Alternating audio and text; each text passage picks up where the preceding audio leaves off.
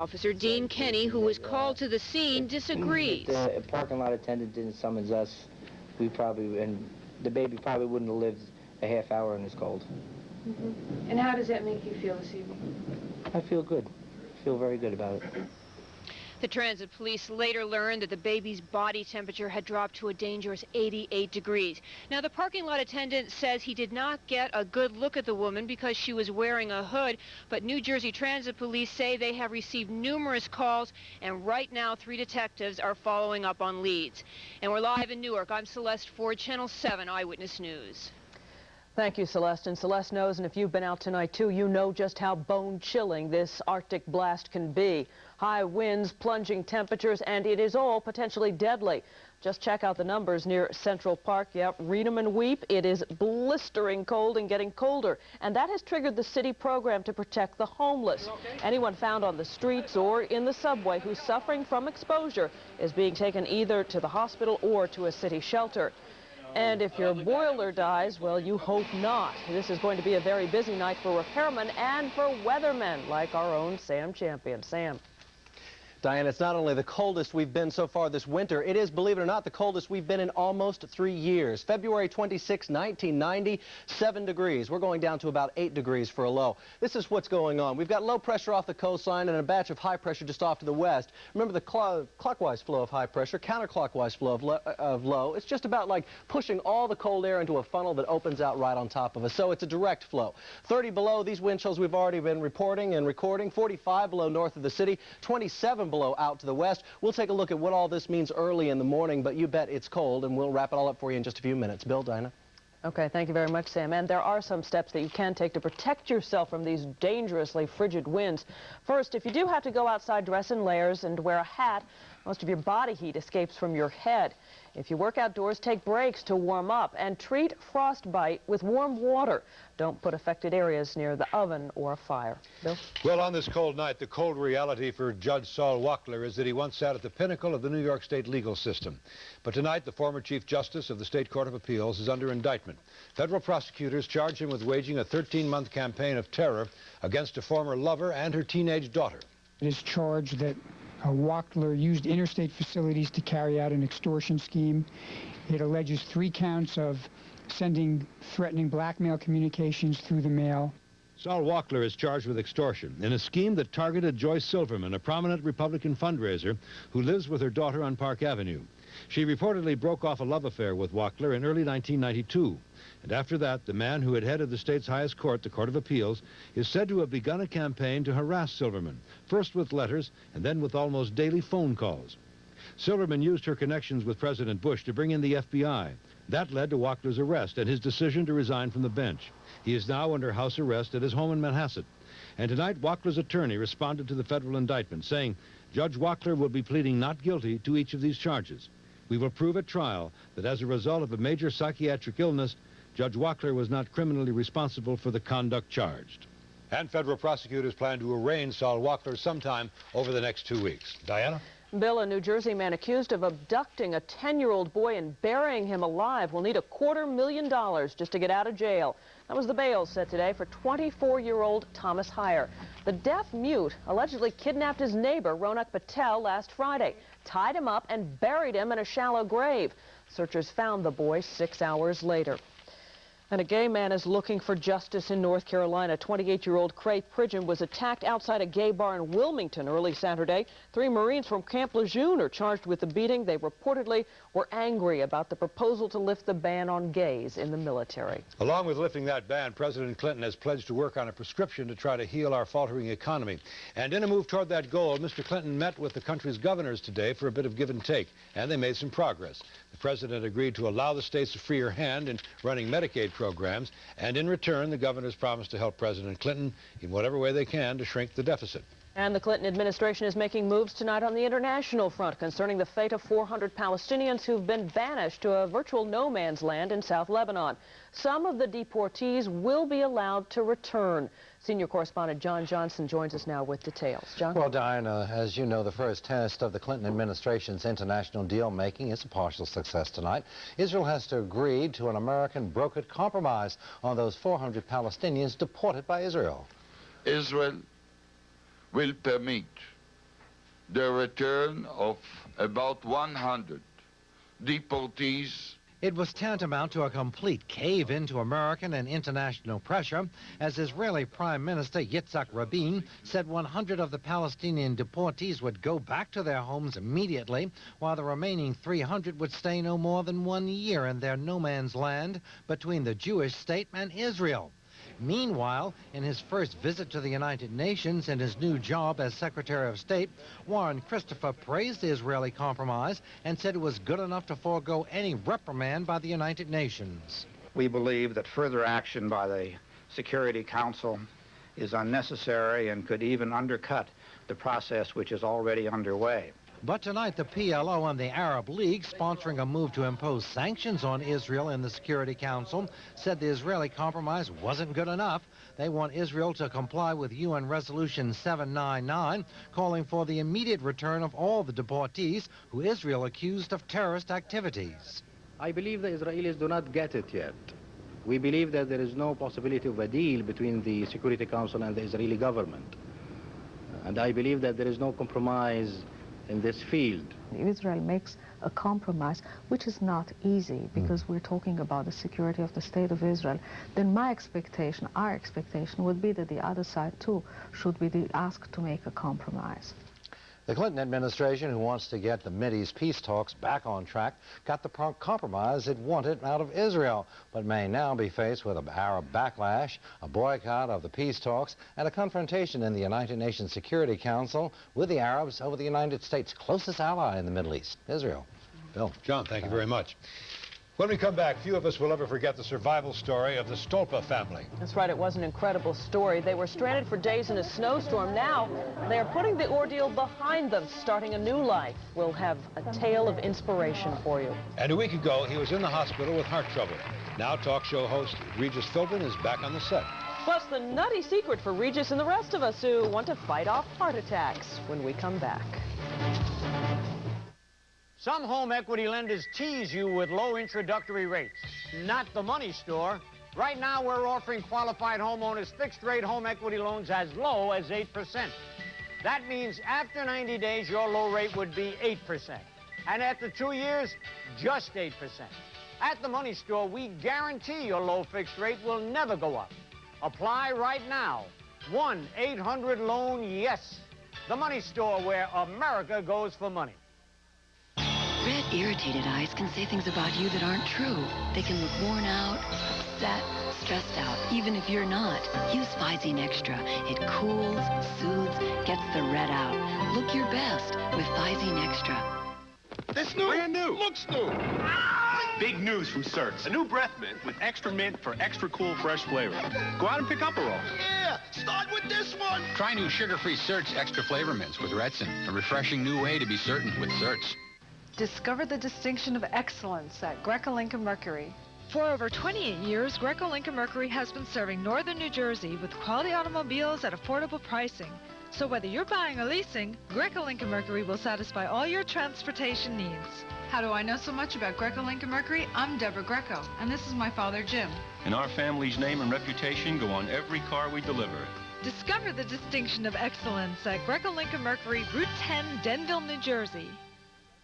If you're looking for the type of oil lowest in saturated fat to cook foods like these, look no further. Chef Bert Wolf.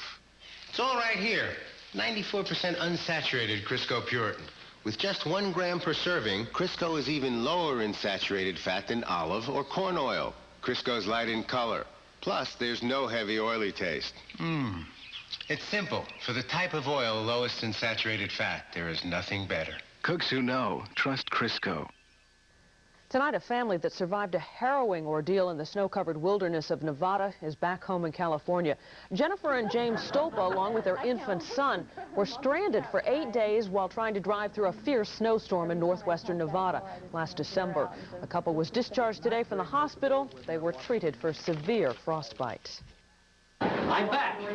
Where is she? And with those welcome words to his talk show fans, Regis Philbin made his grand entrance onto the set of Live with Regis and Kathy Lee. He was off the set all last week after he was rushed to a Florida hospital after suffering chest pains. Doctors had to then unclog a blocked artery. Now, Regis Philbin says he feels great and he is vowing to watch his diet. We'll be watching. Well, as Regis would agree, we hear an awful lot about the relationship between diet and heart attack. Now some new ideas about an old food.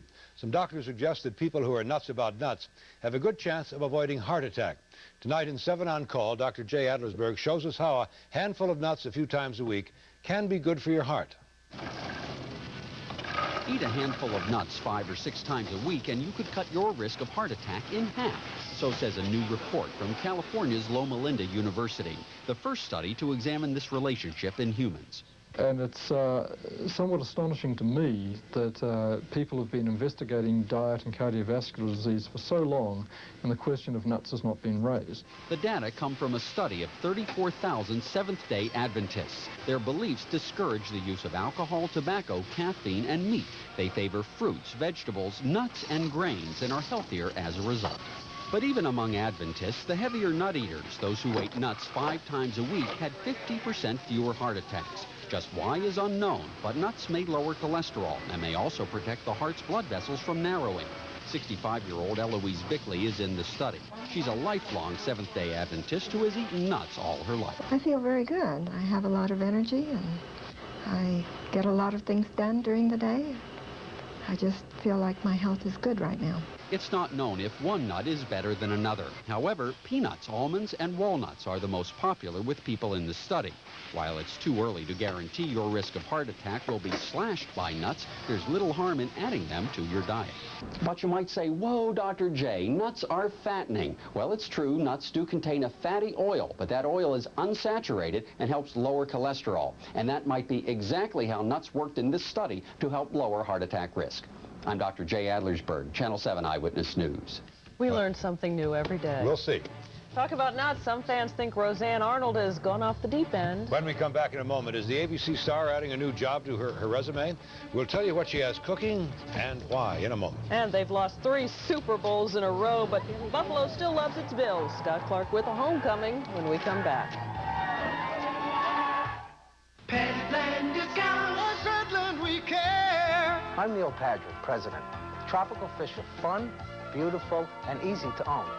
You'll have crystal clear aquarium water and healthier tropical fish with Second Nature's Whisper Power Filters.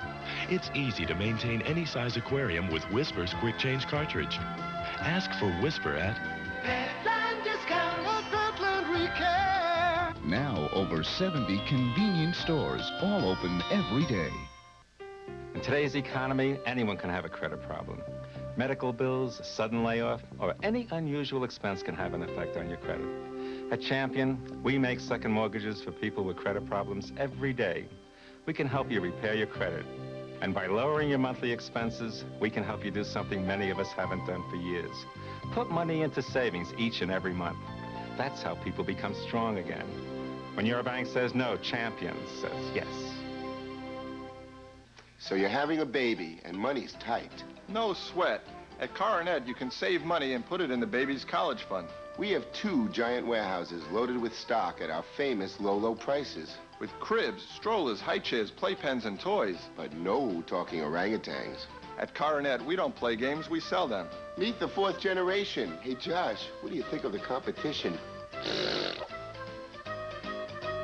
Coronet, 1111 Old Country Road in Westbury, Long Island. Whoa! What do we have here? It's the all-new Corolla. Tell them you leased it for $179 a month. So excited! It's Toyota's first big sales event of the new year. And the savings on the all-new Corolla will excite you. Like an all-new lease deal of only $179 a month. And no down payments. And I think I like it. There's so many things to get excited about. And they're all at your Toyota dealer now. During the first big sales event of the new year. She was assaulted. She was raped. At a shopping mall. Find out what our hidden cameras expose about mall safety on the next Oprah. Today at 4, right here on Channel 7. The Open Housing Center helps people of color fight housing discrimination. If you think you're being denied housing based on race, call us at 941-6101.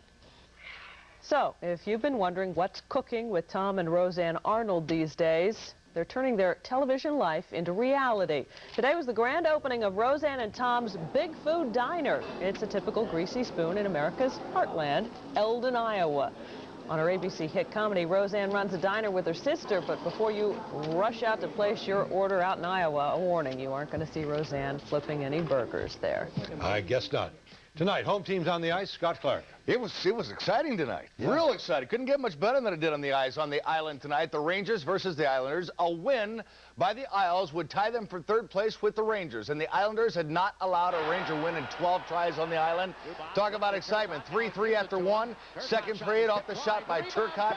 Mike Gartner there for the rebound goal to make it 4-3. He also had an assist along with 2 goals. But on the other side, Pierre Turgeon had a hand in every Islander goal. 2 assists, and then this, his second goal, made it 4-4. Later in the second, the Islanders scored, but had it waved off because referee Don Koharski ruled the whistle had blown first. Take a look. What do you think? What do you think? Late whistle, folks, but it ended 4-4. The Isles still tie the Devils for 4th place. Elsewhere on the board, Toronto and St. Louis 1-1 in the third. Winnipeg and Ottawa could not find a winner either. NBA tonight, the Nets traveled to Denver to take on the Nuggets. We take you a mile high. The Nets expected to win and did. 115-96, and Drazen Petrovic all over the court once more. He makes the shots, he picks up the pieces, and he gets it to Kenny Anderson right here. The Nets in control in this one. Later, the Nets will work it inside to Derek Coleman. Here's what you call teamwork. Coleman with the basket and the foul. The Nets win to the comforts of the thin air a mile high. In Utah, boy, were the Bulls ablaze, getting beat up by the Jazz early. One of the beaters was mailman Karl Malone. 40 points the mailman had in this one, but none of them late hardly. Then there's the one and only, look at Michael Jordan. Counting down the first half, you knew it was going to go, right? Jordan and company still fell back by 20 in the second half. 20 of Jordan's 37 came in the fourth quarter, but here he gets it to B.J. Armstrong. That put him in the lead for good, coming back from 20 down. They win 96-92. Elsewhere, Charlotte beat Seattle by 12, and Milwaukee over Golden State 116-102. And out of the St. John's Redmen, they took baby steps under the new head coach Brian Mahoney when the season began, and now giant strides involved. How about their best start in the Big East in 7 years now? Tonight, hosting a bubbly squad of Hoyas from Georgetown. Fred Lyson fell into a huddle of his liking right into a batch of St. John's cheerleaders. Fred took his good old time getting out of that fine affair. Off you go, my man. And here you go, St. John's. Off the miss here by David King coming up. It'll be Lamont Middleton with the rebound and the slam. He had 12 points. Redmond up 30-24 at the half. But here comes Georgetown in the second half behind big freshman center Othello Harrington. His 21 helped the Hoyas take the lead in the second half. How about that shot? Only to see St. John's reel off a 16-0 run. Chanel Scott a part of it. He led the Redmen with 19. Convincing 79-61 winners now. Alone at the top, St. John's of the Big East at 7-2. They're 12-5 overall. And now for the aftermath of Super Bowl 27. There are the winners and there are the losers, and here are the winners today. The Cowboys came home, got a hero's welcome, and they got home safely, while the Bills did too, but with a lot on their minds. This is something that we're going to have to deal with right now, a day from now, through the off season, and the rest of our lives. Indeed. 3 straight Super Bowls, 3 straight losses. That'll stick with them forever. I'm Scott Clark. That's it for sports. By the way, Bill, March shot on Wednesday. The Baseball Council will decide what's going to happen with her. Okay, another 48 hours before we learn that. Thank you very much, Scott. Thank you, Scott. As we told you earlier, turn up the heat, put on an extra layer. Because this is the coldest night of the year so far, it may be around for a few more hours anyway, maybe longer than that. Sam will have the AccuWeather answer in a moment. And they are a who's who of New Yorkers tonight. We salute them for their giving spirit when we come back in just a moment. Bills, bills, and more bills. More than you can handle? If you're a homeowner, call Statewide Capital at 1-800-DIAL-CASH and consolidate them into one low-cost home equity loan. Even if you've been turned down at the bank, you can lower your monthly payments. Your interest may be tax deductible. Then get just one monthly bill. Make one low payment. For a better tomorrow, dial cash today. Call Statewide Capital now at 1-800-DIAL-CASH. This Friday and Saturday, ladies and gentlemen, live at the Meadowlands Arena, the battle you pay waiting for Bigfoot versus Gravedigger. It's the Ford U.S. Hot Rod Motor Jam, featuring romping, stomping rough trucks, a two-wheel drive shootout, plus Robo War, Morgan versus the Alien, and more. All kids, just $8. That's right, $8. 3 big shows this Friday and Saturday. Meadowlands Arena. Wake up. Call 540-WAKE. Get out of bed and get ahead. Use your touch-tone phone. Call 540-WAKE. We're the wake-up that works. So why worry? Don't ever be late again. Call 540-WAKE. Do it now. Only $2 per call. Depend on us. Call 540-WAKE and wake up right. Wake up bright. Wake up to us tomorrow. Call 540-WAKE. Everybody who lives in or around New York City probably has heard of Mother Hale. She devoted her life to caring for children, and tonight her memory and her name are being used to honor others for their good deeds. Tony Bennett and Dina Merrill received Mother Hale Awards tonight at the Plaza Hotel. So did New York's Bobby Short, the singer Lena Horne, and Percy Sutton, the former borough president of Manhattan, the man behind the Apollo Theater and efforts to keep it alive.